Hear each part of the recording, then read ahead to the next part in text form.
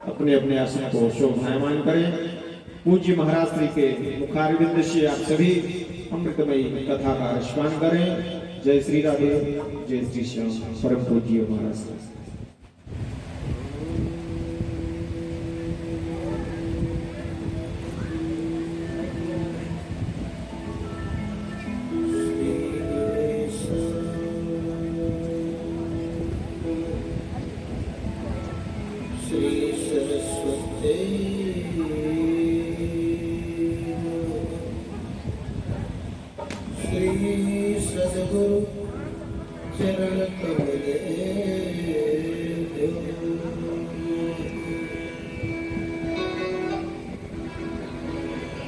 नमः परमहंसा स्वादित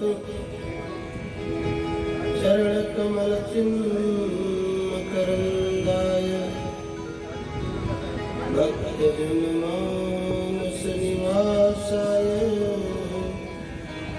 श्रीरामचन्द्राय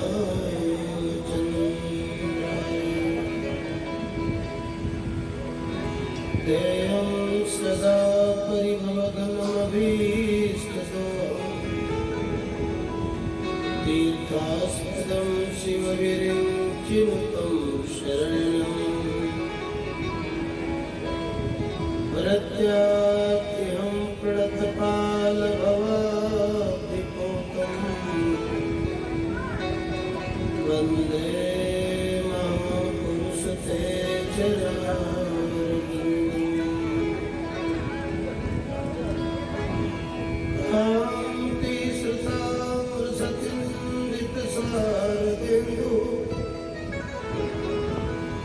यत्रैकतो विलसितामसितं विश्वं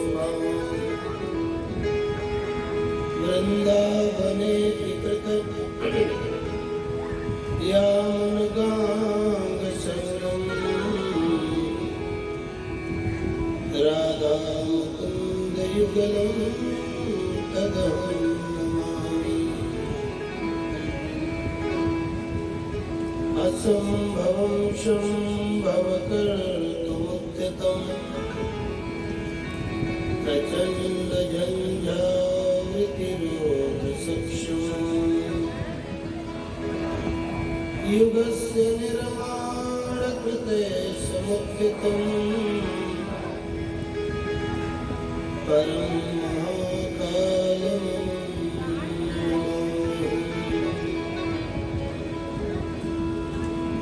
अतुलितबलधामं हेमशैलावदेहं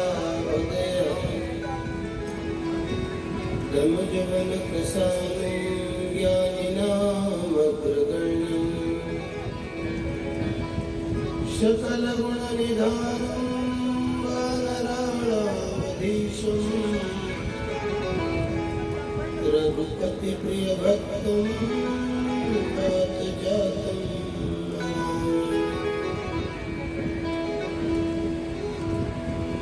लक्ष्मीर्वेदाधरा पुष्टि गौरी तुष्टि प्रभाधृति एता विपाहितमुभिः अष्टाविर्मो सरस्वती नारायण नमस्कृत्यं नरं चैव नरोत्तमं देवीं सरस्वतीं व्यासं ततो जयमुदीरये। जय जय श्री राधारमण जय जय नवल किशोर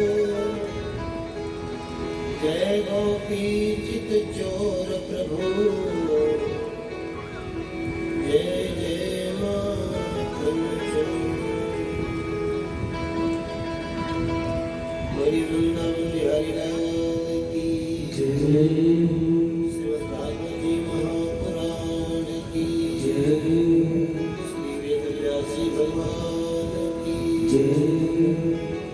पूज्यपाद परीक्षित जी महाराज की जय। पूज्य चरण स्वामी सुखदेव जी महाराज की श्रोता समाज की यजमान परिवार की परम पूज्य गुरुदेव भगवान की स्थान देवता की नगर देवता की अत्यंत बलवंत संत हनुमंत लाल की नमः पार्वती पते हर हर महादेव।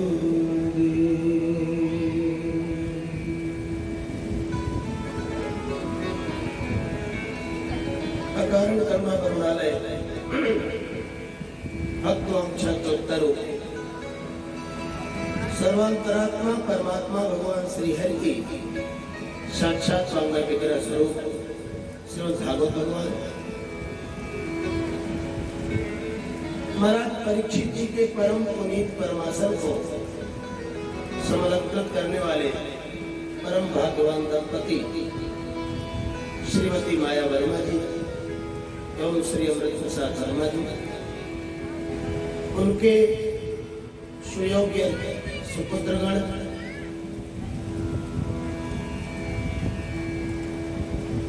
हमारे साथ पधारे वैदिक विद्या वर्मा के विद्वान संगीत कला निष्णात समस्त संगीतज्ञ साथी, हमारे सम्मुख पर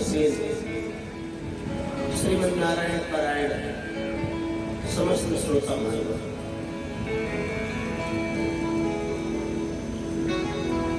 परमात्मा की कथा प्रभु की कृपा से ही कही जा सकती है। इसलिए आइए हम सब अपने मन, वाणी और अंतःकरण को पवित्र करने के लिए कुछ क्षण बहुत श्रद्धा पूर्वक परमात्मा के मंगलमय नामों का संकीर्तन करें। तदुपरांत प्रभु की जैसी इच्छा होगी, इनकी इच्छा के ही अनुरूप इनका गुणगान करने का प्रयास किया जाएगा। जय श्री राधे। श्री राधे राधे गोविंद गोविंद राधे, श्री राधे राधे गोविंद गोविंद राधे, श्री राधे राधे गोविंद गोविंद राधे, श्री राधे राधे गोविंद गोविंद राधे, गोविंद राधे राधे गोपाल राधे, गोविंद राधे राधे गोपाल राधे, गोविंद राधे राधे गोपाल राधे, गोविंद राधे राधे गोपाल राधे, श्री राधे राधे गोविंद गोविंद राधे, श्री राधे राधे गोविंद गोविंद राधे, गोविंद राधे राधे गोपाल राधे, गोविंद राधे राधे गोपाल राधे,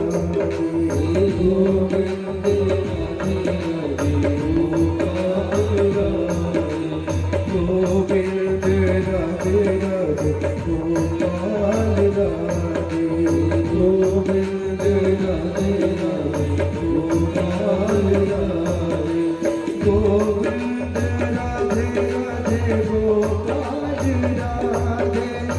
गोविंद राधे गोपाल राधे, गोविंद राधे गोपाल राधे, गोविंद राधे राधे गोपाल राधे, गोविंद राधे राधे गोपाल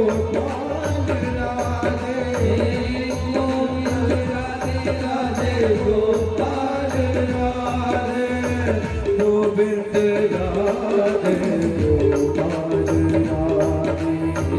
गोविंद राधे गोपाल राधे, श्री राधे राधे गोविंद गोविंद राधे, राधे राधे गोविंद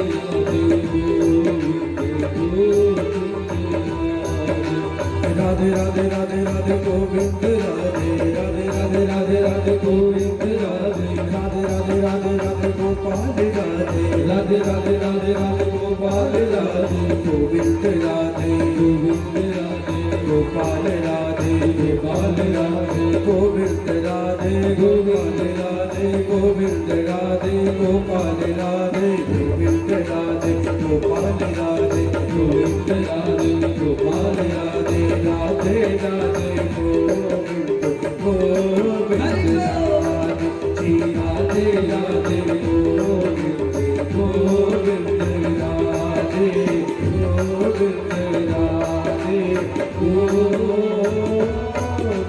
राधे।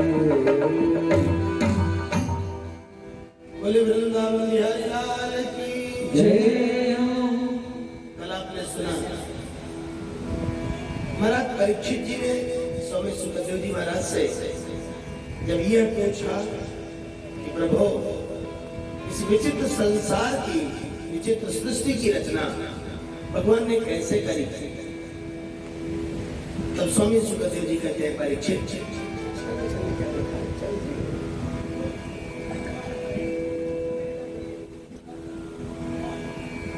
परीक्षित भगवान श्री नारायण के नाभि कमल से ब्रह्मा जी प्रकट हुए। जब ब्रह्मा जी प्रकट हुए तो उन्होंने चारों ओर देखना चाहा तो उनके चार मुख प्रकट हो गए। चारों तरफ दृष्टि उठाकर जब ब्रह्मा जी ने देखा तो केवल वायु और जल के सिवा कुछ भी नहीं दिखाई पड़ा। ब्रह्मा जी ने सोचा कि भाई क्या करूं, किससे मार्गदर्शन लूं। तो उनको लगा कि जिस नाभि कमल से मैं प्रकट हुआ हूं इसका कुछ तो आधार होगा। बस उसी नाभि कमल में प्रविष्ट होकर के अनंत वर्षों तक ब्रह्मा जी जाते रहे कि कोई और छोर उस कमल दंड की नहीं। अंततः लौट आए और बैठ गए विचार करने के मैं क्या करूं। एकाएक उनके मन में परमात्मा की वाणी प्रकट हुई। स्पर्शे सुयत खोट समय कविंसम। मानो उनको आदेश दिया प्रभु ने कि स्पर्श वर्णों में 16वां ताप और 21वां पाप। तब की आवाज सुनाई पड़ी ब्रह्मा जी को। मानो परमात्मा ने आदेश दिया, हे ब्रह्मण आप तप करें। ब्रह्मा जी तप करने के लिए बैठे और अचानक ही उनके हृदय में परमात्मा की भगवान नारायण की वाणी प्रकट हुई और प्रभु ने उनके हृदय में अपनी वाणी को प्रकट कर दिया।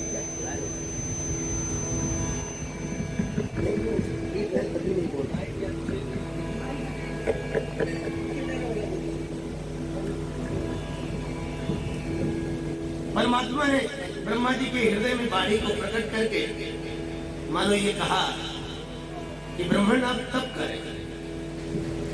और ब्रह्मा जी ने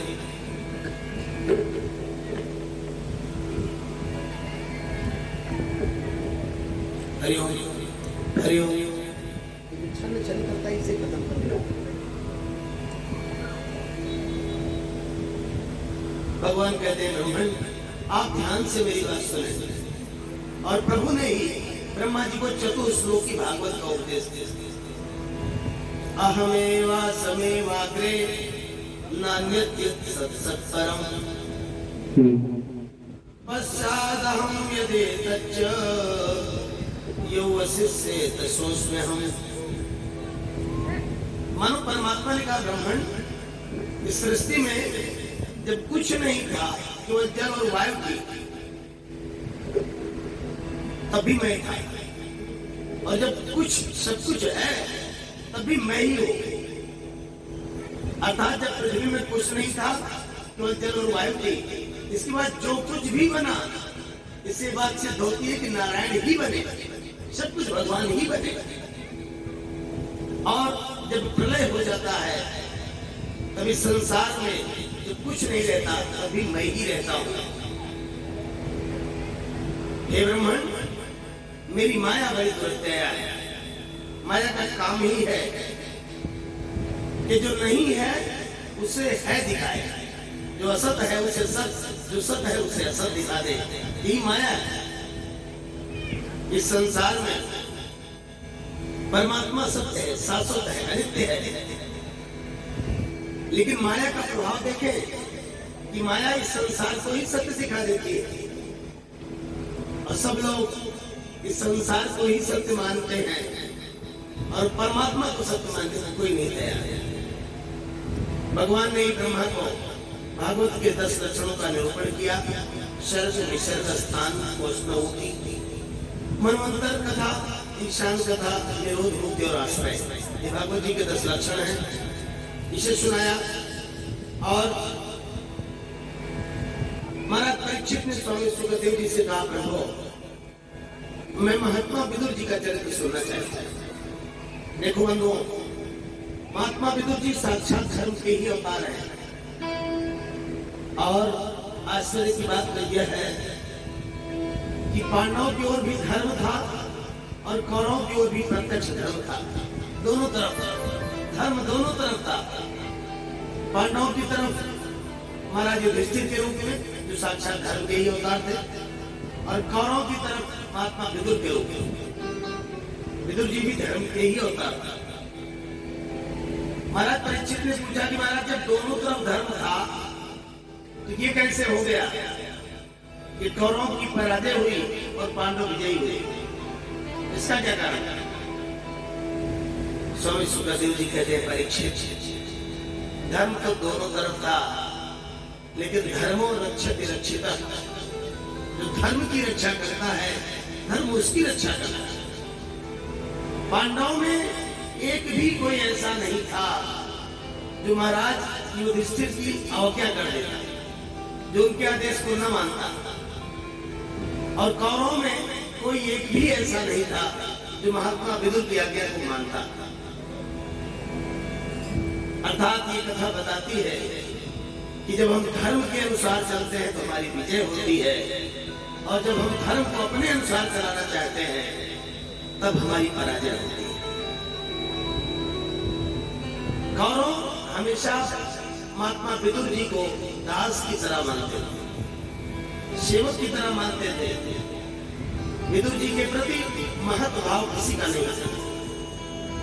और पांडव हमेशा महाराज युधिष्ठिर को स्वामी की तरह मानते थे, बड़े भाई की तरह मानते थे, और उनका जो भी आदेश होता था आंख मूंद कर सभी पांडव स्वीकार किया करते थे।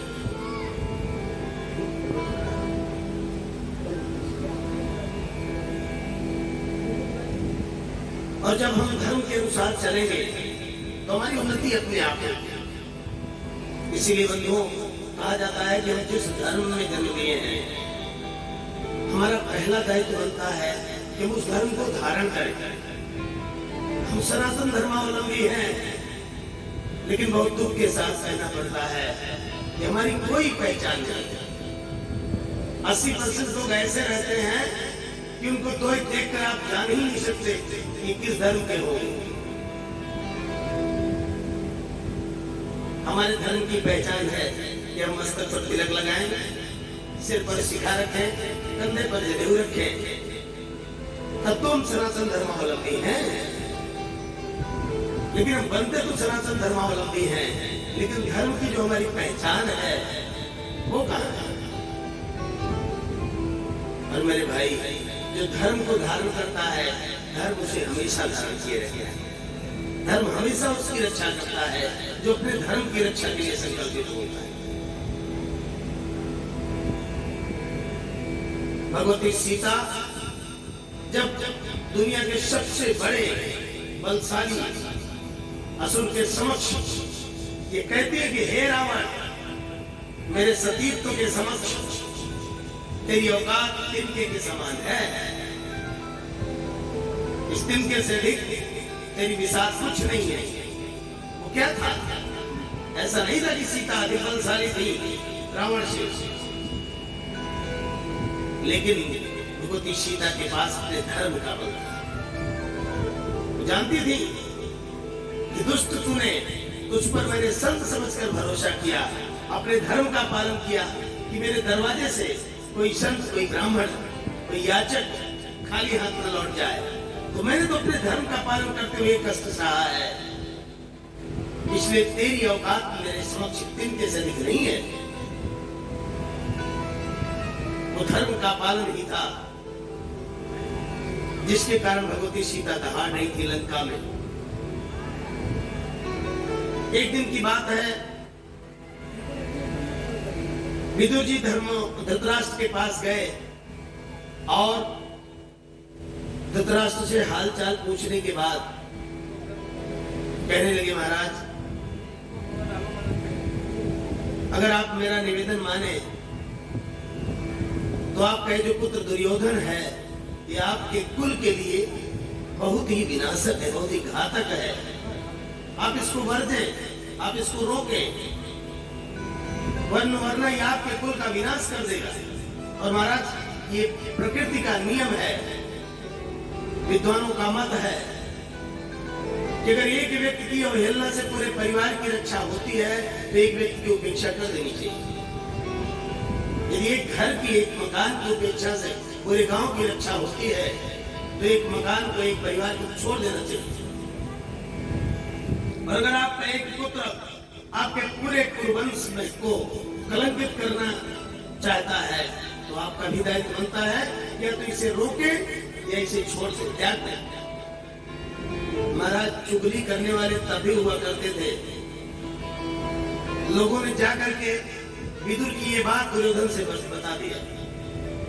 अरे महाराज दुर्योधन, आज तो तुम्हारे खिलाफ तुम्हारे पिता को ही विदुर जी भड़का रहे थे। दुर्योधन आज बबूला हो गया और विदुर से मिला और धृतराष्ट्र के सामने ही महात्मा विदुर जी को अपशब्द कहने लगा।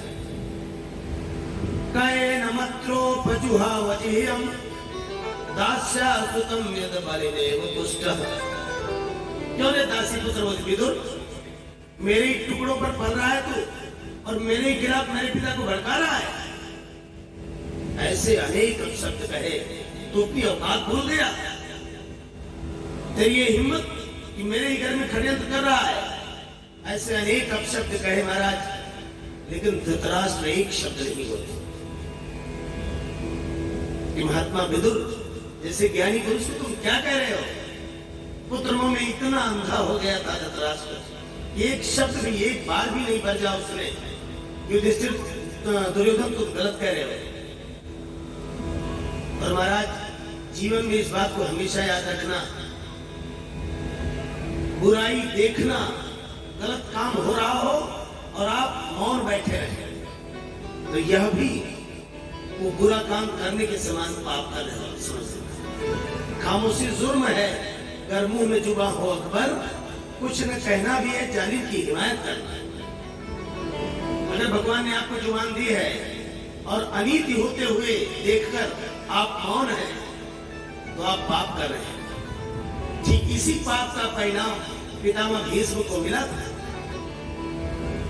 कि उन्होंने द्रौपदी को के साथ अनीति होते हुए, अन्याय होते हुए देखकर भी, शक्ति सामर्थ्य होते हुए भी पितामह कुछ नहीं बोले थे, मौन थे। और उनका ये अपराध इतना बड़ा अपराध बन गया महाराज कि कितने दिनों तक बाणों की शैया पर लेटे रहना पड़ा, अपार अद्भुत कष्ट सहना पड़ा। बुजुर्ग अपमानित हो रहा है और घर का एक भी सदस्य बोल नहीं रहा है। महाराज जिस दिन बड़ों को उत्तर देते हुए हमारे बच्चे और उनको कोई वर्जना न करे तो समझ लेना उस परिवार में अनर्थ होने वाला है। बड़ों का सम्मान, बड़ों का आदर जिस घर में होना बंद हो जाए, जिस घर के छोटे बड़ों का अपमान करने लगे, समझ लेना कि उस परिवार में सुमति अब नहीं रहने वाली। आप सब सुंदरकांड का पाठ करते होंगे। सुंदरकांड का नाम सुंदर क्यों पड़ा महाराज? क्योंकि शुरू से अंत तक सुंदरकांड सुंदर ही है, ये सही बात है। और किस लिए सुंदर है? शुरू में ही सुंदरकांड की पहली चौपाई आप देखें, जामवंत के वचन सुहाए, सुनी हनुमंत हृदय अति भाए। कितनी अच्छी बात। जामवंत वृद्ध है, वो बोल रहे हैं, कह रहे हैं, और सुनी हनुमंत हृदय अति भाए। दिखावटी तरीके से नहीं, हृदय से हनुमान जी को बड़ा अच्छा लगा। वाह बाबू जी, आप गजब अच्छी बात करेंगे। अर्थात जिस परिवार में वृद्ध लोग सलाह दें और नौजवान उसको सुनकर प्रसन्न हो, उस घर में हमेशा सुंदर कांड ही होगा महाराज। जहाँ बुजुर्गों की सलाह का सम्मान होता है, वहाँ हमेशा सुंदर कांड होगा। और जहाँ बुजुर्ग सलाह दें और नौजवान का एक फालतू बात मत करो, आपसे ज्यादा हम जानते हैं, तो समझ लेना महाराज, उस परिवार में सब कुछ हो सकता है लेकिन सुंदर कांड नहीं हो सकता। देखो, बुजुर्गों ने, पूर्वजों ने हमसे अधिक दिन देखे हैं संसार को, उनका अनुभव अधिक है, आयु की दृष्टि से, अनुभव की दृष्टि से वो हमसे श्रेष्ठ है। उनकी बात का सम्मान होना चाहिए। एक बार वो अनुचित भी कर रहे हैं, तब भी धीरे से हमको उस पर प्रतिक्रिया रखनी चाहिए। ऐसा नहीं करना चाहिए कि उनको अनुचित लग जाए, बुरा लग जाए। महाराज विदुर जी ने देखा कि मेरा अपमान हो रहा है और धृतराष्ट्र एक शब्द नहीं बोल रहे हैं। जहां पर जिस परिवार में यह स्थिति हो महाराज, एक क्षण भी उस जगह रुकना पाप है। क्योंकि विदुर जी ऐसे संत हैं कि वो मुंह देखी बतला नहीं सकते थे, ठाकुर सुहासी बोल नहीं सकते थे,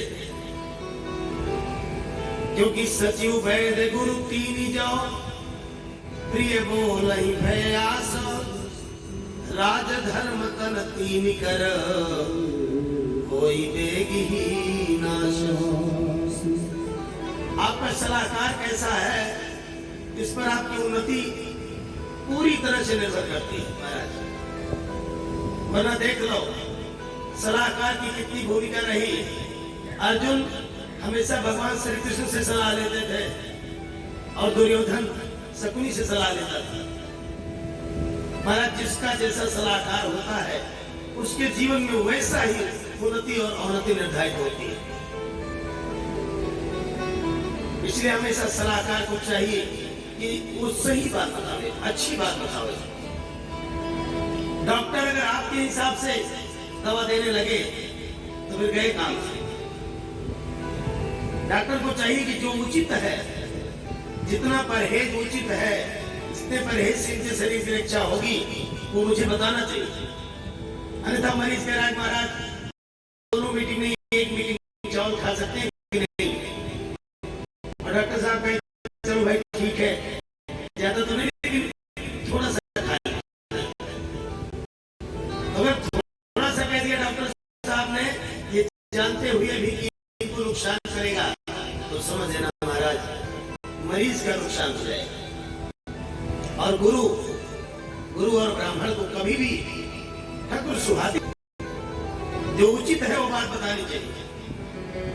जो ये थे, अगर गुरु ने ठाकुर सुहाती बोलना शुरू कर दिया, ब्राह्मण ने, विद्वान ने ठाकुर सुहाती बोलना शुरू कर दिया, तो समझ लेना महाराज यजमान का कल्याण नहीं होगा। विदुर जी ने सोचा कि मेरा ठीक नहीं है, और स्वयं धनुर्द्वार विधाय माया, गतभ्यथो या दुर्मानयानः, शहनिर्गता कौरव पुण्य लब्धो, गजावया तीर्थ पदः पदानि।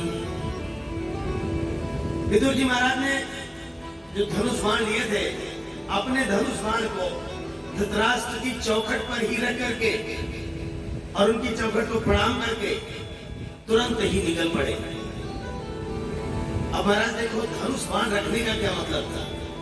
धनुष बाण रखने का मतलब यह था कि देखो, महात्मा जो होता है, जो संत होता है, वो ये नहीं चाहता कि जिनका मैंने नमक खाया, जिनके साथ मैं इतने दिन तक रहा, उनको सपने में भी जरा सा भी दुख हो।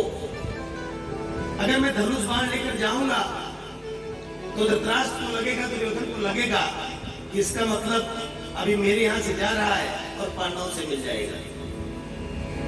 धनुष बाण रखने का तात्पर्य यह था कि महाराज, आपका मैंने इतना दिन नमक खाया, इतना दिन आपके यहाँ रहा, ठीक है, आपने मेरा अपमान किया सो किया, लेकिन ये धनुष बाण वहां से प्रणाम कर रहा हूं।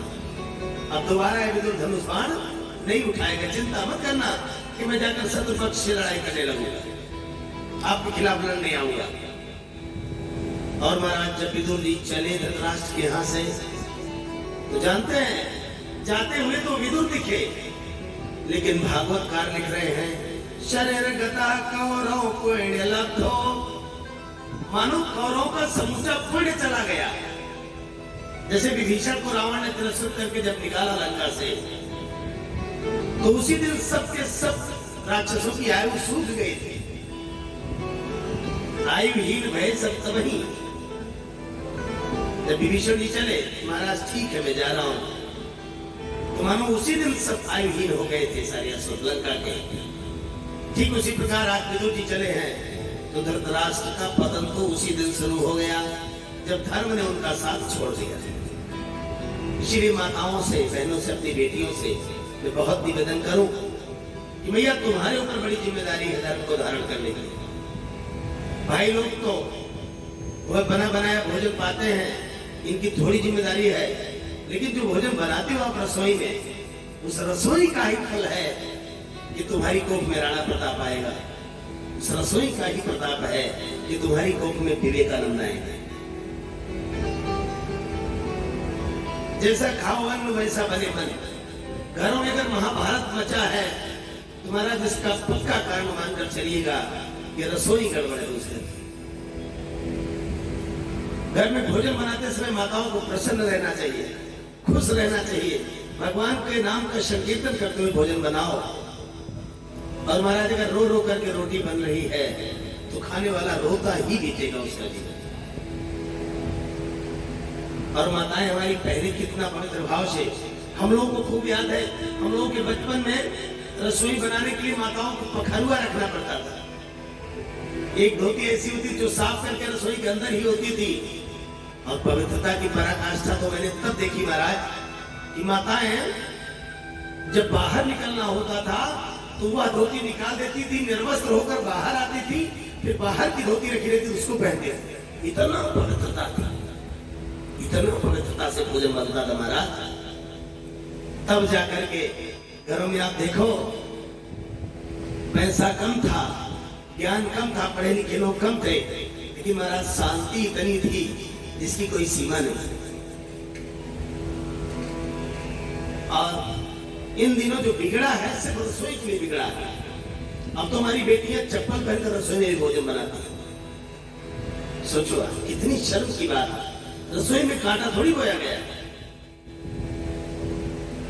लेकिन दुर्भाग्य है कि हमने संसाधनों को तो बढ़ाया, लेकिन बौद्धिक स्तर पर हम नीचे होते गए। और जिसके यहाँ रसोई गड़बड़ है उसके यहाँ कभी भी सुख शांति संभव नहीं है। इसलिए प्रयास करें कि भोजन पवित्र भाव से बने, और भोजन बनाने के साथ साथ भगवान का भजन भी उसमें शामिल रहे। महात्मा विदुर जी गए और पूरे कौरवों का आयु, कौरवों का पुण्य चला गया। देखो महाराज, परमात्मा सुख संपदा शक्ति सामर्थ्य सबको देता है, लेकिन उसका उपयोग कैसे आप करते हो ये आपके ऊपर है। अब बताओ, विदुर जैसा महात्मा कौरवों को मिला था कि चाहे जितनी अच्छी सलाह ले सकते थे, लेकिन नहीं ले पाए। ठीक ऐसे ही आपने सुषेण वैद्य का नाम सुना होगा। सुषेण वैद्य लंका का डॉक्टर था, लंका के वैद्य थे वो। लेकिन बंधुओं, पूरा रामायण, रामचरितमानस और रामायण पढ़ के देख डालो, कहीं भी एक भी राक्षस को सुषेण वैद्य ने ठीक नहीं किया था।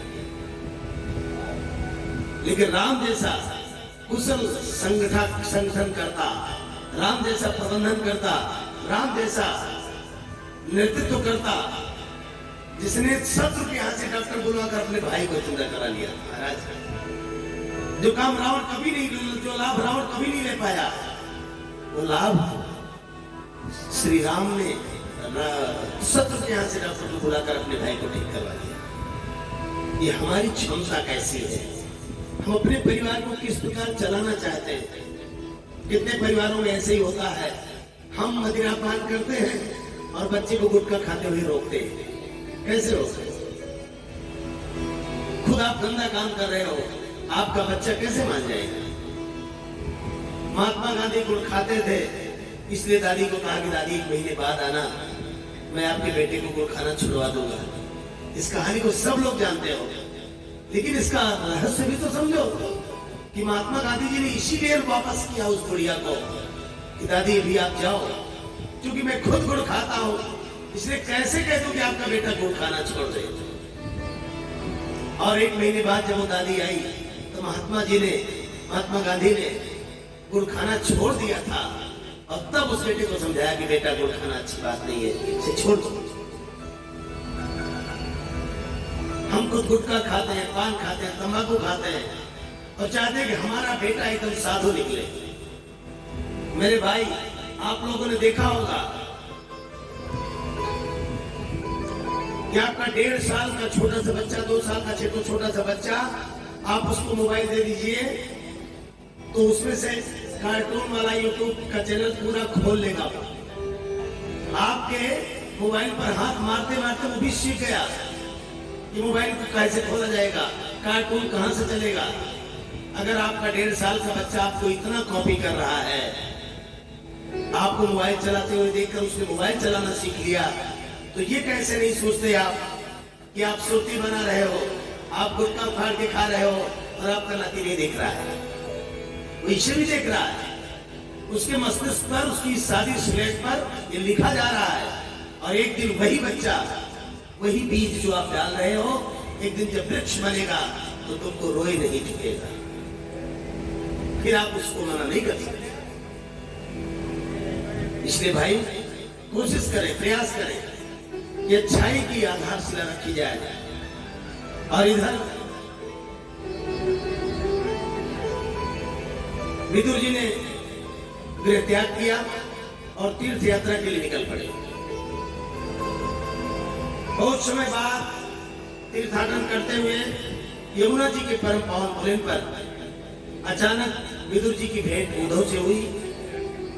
जैसे उद्धव जी ने देखा विदुर जी को, बड़े प्रसन्न हो गए। विदुर जी ने उद्धव से पूछा, उद्धव जी, महाभारत का क्या हुआ? उद्धव जी, परमात्मा श्री हरि कैसे हैं? धृतराष्ट्र इत्यादि कुरुवंशियों का क्या हुआ? हमारे पांडव कुशल से तो हैं? इस प्रकार के सवाल पूछ रहे हैं और उद्धव जी सिर झुकाए एकदम मौन है।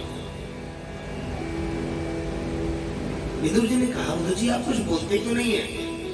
उद्धव ने कहा, विदुर जी, महाभारत तो कब का समाप्त हो गया, पांडव विजयी हो गए, लेकिन विदुर जी, सरकार स्वधाम प्रस्थान कर गए। परमात्मा भगवान श्री हरि अपने धाम को चले गए। जब ये सुना विदुर जी ने तो बड़े दुखी हुए। उद्धव जी ने कहा, लेकिन विदुर जी एक बात है, परमात्मा जब जाने लगे तो उन्होंने मुझे आपके लिए संदेश भिजवाया। ये जब सुना विदुर जी ने तो उनकी आंखों में आंसू आ गए। अरे वह श्री हरि जाते समय मुझको याद करके गए, मुझे किंचन को, मुझ दास को याद करके सरकार गए। क्या कहा सरकार ने? उद्धव जी ने कहा, हे विदुर, परमात्मा ने कहा था उद्धव, विदुर जी और विदुरानी का मेरे ऊपर बड़ा ऋण है। मैं जब हस्तिनापुर गया था तो मेरा बड़ा सत्कार किया था विदुरानी और विदुर ने। विदुर ने कहा, धन्य हो सरकार, उस पगली विदुरानी ने तो केले का गूदे छोड़कर छिलका खिलाया था सरकार को, और छिलके का इतना ऐसा माना दीनानाथ ने कि उस छिलके के आतिथ्य को भी याद करते हुए गए सरकार। धन्य हो प्रभु, धन्य है आपकी करुणा। विदुर जी कहते हैं, हे उद्धव, सरकार ने और कुछ कहा?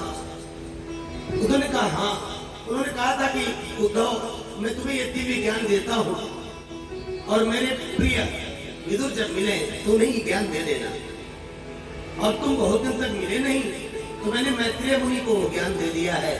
तुम जाओ और उनसे मिलकर उसे प्राप्त करो। महात्मा विदुर जी ने कहा कि मुझे मैत्रेय जी कहाँ मिलेंगे उद्धव? उद्धव जी ने कहा कि हरिद्वार में गंगा जी के तट पर कहीं न कहीं महात्मा मैत्रेय मुनि आपको मिल जाएंगे। अब तो महाराज तुरंत ही बड़े व्याकुल भाव से महात्मा विदुर जी हरिद्वार की ओर जाते हैं। गंगा जी के परम पावन पुलिन पर महात्मा मैत्रेय मुनि से विदुर जी की भेंट होती है। जैसे ही विदुर जी को देखा मैत्रेय मुनि ने दौड़ करके गले से लगा लिया, अरे आओ विदुर आओ, मैं तो तुम्हारी प्रतीक्षा कर रहा था भाई। एक बहुत बड़ी जिम्मेदारी मेरे कंधों पर सरकार ने डाल रखी थी, तुम भले मिले। और महाराज बहुत दिव्य ज्ञान मैत्रेय मुनि ने महात्मा विदुर जी को दिया। विदुर जी ने पूछा मैत्रेय मुनि से कि प्रभु मैं आपसे कुछ पूछना चाहता हूं। सुखाय कर्माणि करोति लोको न तै सुखम वा न दुपारमं वा विन्देत भूयस्तदैव दुःखम यदत्र युक्तम भगवान वदेन्नः। हे परमात्मा, कृपा करके हमको ये बताइए कि संसार का प्रत्येक प्राणी सुखी होना चाहता है। ऐसा कोई नहीं है जिसको सुख न चाहिए। जैसे भोजन सबको चाहिए, लेकिन कितने लोग ऐसे भी हैं महाराज कि आप चाहे कितना भी कहिए वो भोजन से दूर ही भागते हैं, जबकि भोजन बहुत जरूरी है। लेकिन कितने लोग ऐसे मिल जाएंगे जिनको भोजन से बहुत दूरी बनाए रखते हैं, भोजन नहीं करना चाहते। लेकिन इस संसार में कोई एक भी ऐसा नहीं मिलेगा जो ये कहे कि हम सुखी होना नहीं चाहते। लेकिन महाराज हमें ये बताएं कि सुखी होने तो हर आदमी चाहता है, लेकिन सुखी कोई नहीं है। सुखाय कर्माणि करोति लोको न तै सुखम वा न दुपारमं वा। सुखी होना तो हर कोई चाहता है, लेकिन महाराज सुखी दिखता कोई नहीं है। अब तो महात्मा मैत्रेय मुनि जब ये सुना तो उन्होंने बड़ी अच्छी बात कही। हे विदुर जी ध्यान से सुनो। एक व्यक्ति के मन में बड़ी इच्छा हुई कि आम का सीजन है, चलो आम खाया जाए। और उसने अपने बेटे को रुपए दिए और बोले बेटा जा बाजार से अच्छे अच्छे आम ला। बेटा बाजार में गया, खूब बढ़िया बढ़िया फल सजे हुए थे। जाकर के दुकानदार को पैसा दिया, आम लिया, लेकर घर आया। पिताजी से बोला पिताजी आम लाया हूं। पिताजी ने कहा बेटा पानी में डाल दे, थोड़ा ठंडे हो जाए तो अच्छे लगेंगे खाने में। पानी में डाल दिया आम को। 1 घंटे बाद पिता ने कहा पुत्र से जा बेटा आम को निकाल ला, अब ठंडा हो गया होगा खाया जाए। जाकर देखता है पुत्र तो बाल्टी में आम है ही नहीं, केवल मिट्टी मिट्टी दिखाई पड़ रही है। बड़ा आश्चर्य हुआ। पुत्र ने बताया कि पिताजी आम तो इसमें है ही नहीं। कहां से लाया था बेटा? फला दुकान से लाया था, चल मेरे साथ। अपने बेटे को लेकर के वो व्यक्ति गया, दुकानदार से झगड़ने लगा। बोला क्यों रे दुकानदार, तूने ठग लिया मेरे बेटे को, इससे पैसा लिया और आम भी नहीं दिया। दुकानदार ने कहा देख भाई तो हम पर नाराज क्यों हो रहा है? आखिर मेरी गलती क्या है? मैंने तो आम दिए थे तेरे बेटे को। कैसे आम दिए थे? मैंने देखा तो सब मिट्टी है। तो दुकानदार ने कहा भाई ये बताना चाहिए था ना कि आम खाने के लिए ले जाना है कि सजाने के लिए ले जाना है। मेरे यहाँ तो सजाने वाले फल मिलते हैं, सजाने के लिए मैंने फल, नकली फल। आपने बोर्ड पढ़ाई नहीं तो मेरी गलती क्या है? इसने आम मांगा, मैंने आम दे दिया। आखिर बोर्ड तो पढ़ना चाहिए था, यहाँ लिखा है नकली फलों की दुकान। तो मुझे क्या पता कि तुम सजाने के लिए मांग रहे हो कि खाने के लिए मांग रहे हो? मैंने तो सोचा कि सजाने के लिए मांगने आया है, मैंने दे दिया। ठीक ऐसे ही मेरे भाई तुम इस संसार से सुख मांगते हो, जबकि भगवान ने श्रीमद् भगवत गीता जी में बड़ा सा बोर्ड लगा रखा है, दुखालयम शाश्वतम। गीता जी में भगवान ने कहा है ये संसार शाश्वत दुखालय है, शाश्वत दुखालय। यहाँ सुख की कोई संभावना बनती ही नहीं है। किसी भी वस्तु में तुमको सुख मिल जाए तो मुझे बताना। सुख का धोखा है हमारा। अच्छा बताओ, अगर मिठाई में सुख है तो एक बार मिठाई मिल गई, खा लिया, तो जीवन भर कभी मिठाई की याद आनी नहीं चाहिए, क्योंकि वो सुख गया कहाँ। सुख मिलेगा तो जाएगा थोड़ी। अगर सुख कपड़े में है, एक बार सुंदर कपड़ा पहन लिया तो सुंदर कपड़ा पहनने का शौक खत्म हो जाना चाहिए। अगर सुख भोजन में है, तो एक बार सुंदर भोजन कर लिया तो भोजन की शौक खत्म हो जानी चाहिए। महाराज, यहाँ कहीं भी किसी भी वस्तु में सुख है ही नहीं। इस संसार में है सुख दुख, और तुम मांगते हो सुख, तो कहां से मिलेगा? नकली दुकान पर असली सामान क्यों मांग रहे हो? ये गलती तुम्हारी है। जहां नकली नकली मिट्टी के पुतले हैं, ये सब ये मिट्टी के फल हैं, और इनको तुम असली समझकर स्वाद खोज रहे हो, तो गलती तुम्हारी है, उस दुकानदार की गलती बिल्कुल नहीं है। यहां सुख है ही नहीं। हे विदुर जी, इस संसार की स्थिति ऐसे ही है। एक आदमी को बड़ी प्यास लगी जोर की, पानी का स्थान पूछ रहा था। लोगों ने बताया, जा भाई, उधर सरोवर में बहुत पानी भरा है। दौड़ा दौड़ा गया, देखा सरोवर में लबालब पानी भरा है, लेकिन पानी के ऊपर इतनी मोटी सी काई पड़ी हुई है, पानी कहीं दिख ही नहीं रहा। अब क्या करें, पानी मिले कैसे? अंत में पानी भरा है, लेकिन काई पड़ी है, घाट पर खड़ा है, प्यास नहीं बुझ सकती। लोगों ने बताया, अब बताओ पानी का। कुछ नहीं बताया लोगों ने, और प्यास के मारे बगल रेगिस्तान में भटक रहा है वो। जहां भी देखता दूर से बालू का चमकती हुई दिखाई पड़ती, उसको लगता कि ये पानी है, ये पानी है। वहां जाता, वहां भी बालू है। फिर आगे दौड़ता, वहां पानी है, वहां भी बालू है। ये चमकती हुई बालू जो है महाराज, इसको पानी समझने की गलती कर रहे हो। ये तुम्हारी मृग तृष्णा मात्र है, ये तुम्हें भटका रही है। जहां तुम सुख खोज रहे हो, पुत्र में, पौत्र में, घर में, मकान में, दुकान में, इनमें जरा सा भी सुख नहीं है। आज तुमको जो सुख लग रहा है, वो सुखी होने का छलावा मात्र है। वो दुख की नींव डाल रहे हो तुम, ये पक्का समझ। जिससे तुम प्रीति कर रहे हो, वही तुम्हारे दुख का कारण है। आखिर तुम अकेले आए थे संसार में, तो साथी की उम्मीद करना तुम्हारी नादानी है कि नहीं? साथी कहां?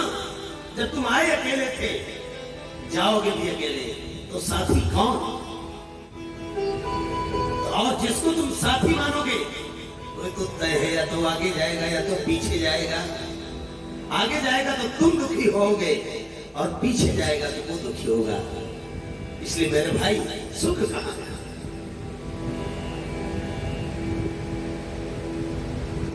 मोहम्मद शाह की पत्नी ने एक बार उनसे कहा, स्वामी मेरे पास गहने नहीं है, मैं चाहता हूं कि गहने मिल जाते तो मैं भी अपने मायके में चली जाती, वहां पर विवाह है।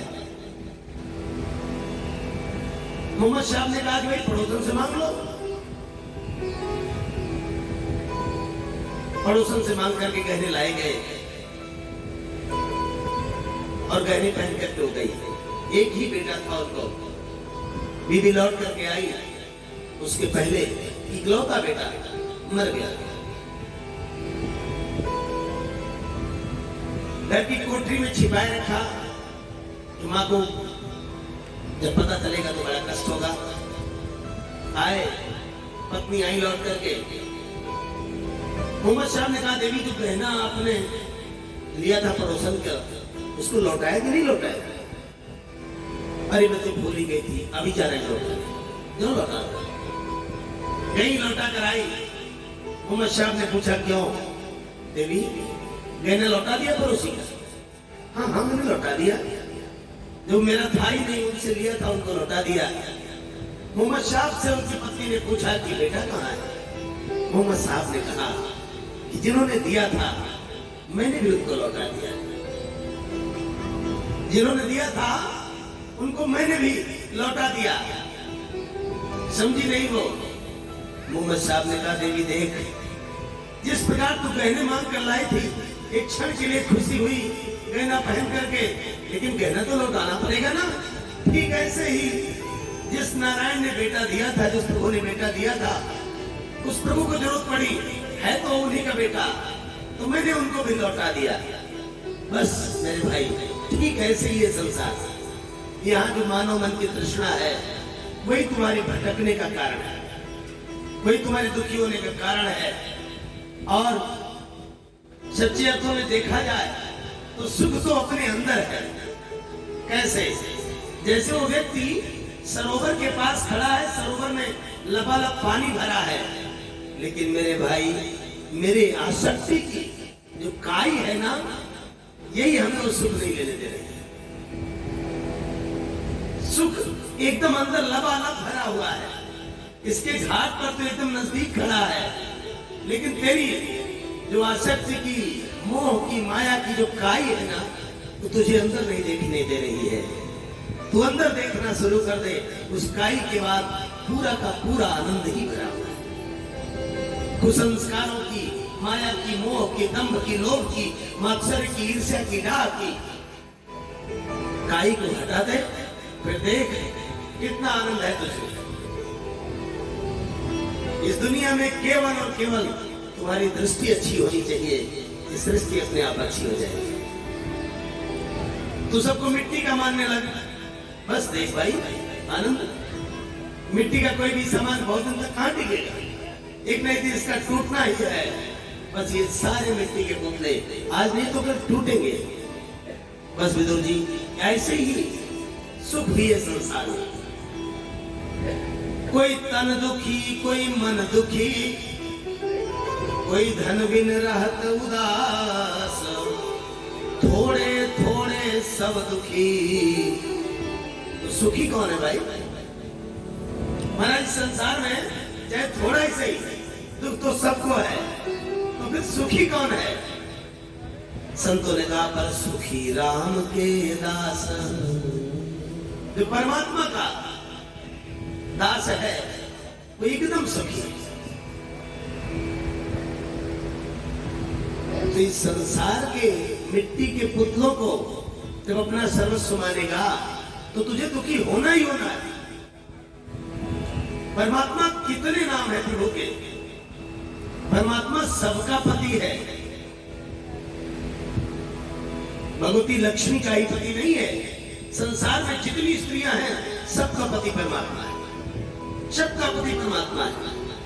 जो स्त्री इन मिट्टी के पुतलों को अपना पति मानती है, उसको तो दुख होना ही है। लेकिन मीरा को कोई दुखी कर दे? मीरा ने कहा, मां, मैंने सपने में जिस पति को वर्ण कर लिया है, अब तो मेरा पति वही होगा। दुनिया वालों ने विवाह कर दिया, शादी कर दिया, सब कर दिया, लेकिन मीरा ने तो बस श्याम को ही अपना पति माना। और मेरे भाई, मीरा सदा सुहागन है। मीरा के जीवन में संकट आने वाला कभी नहीं आ सकता, क्योंकि मीरा जगतपति को अपना पति मानती है, उस प्रभु को अपना पति मानती है जो शाश्वत है, नित्य है। अगर उसको पति मानोगी माताओं, तो कभी जीवन में तुमको दुख आएगा ही।